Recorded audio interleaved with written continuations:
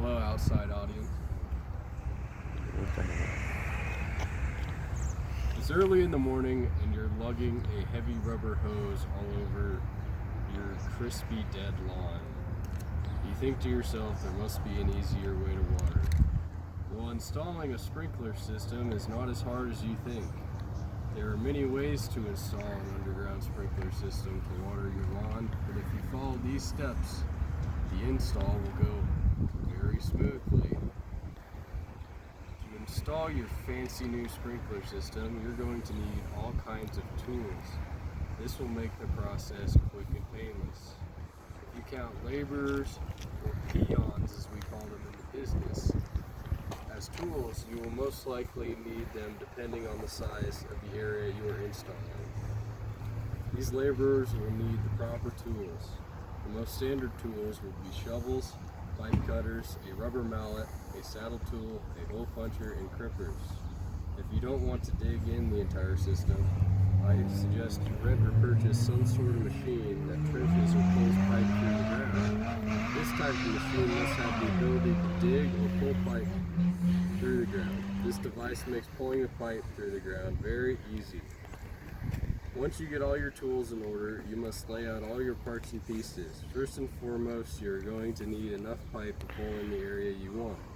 After that, you will need to purchase parts and pieces. You will need clamps, saddles, barb fittings, risers, sprinkler heads, a clock, and valves. You will also need the right kind of wire depending on how many zones you are planning to run off the new system. So you have your tools and materials. I bet you're wondering what to do next. Well, our hypothetical yard is wide open and there are no obstructions, power or phone lines to worry about. So what would be the most important in this wide open space is finding a water source. Dead center in our yard that needs sprinklers, there is a hydrant. This hydrant is a viable water source. We are going to dig down to the fitting. The fitting is where the hydrant screws into the main water line. The type of hole we're going to dig is a tap hole. This is the situation where laborers come in handy because a tap hole is generally 6 feet deep. It must also be big enough so that a man can fit inside and build in a fitting. Occasionally, the hydrant is deleted.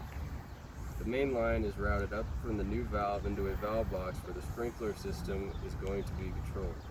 Once the tap hole is dug, it is a good time to pull your sprinkler lines. In my humble opinion, 1-inch black poly pipe is the best for pulling in a sprinkler system. Prior to pulling it, it's best to have the yard measured and flagged out so you know where each sprinkler head is going to be placed. Before installing your sprinkler system, I would investigate the operations of your machine you are going to use.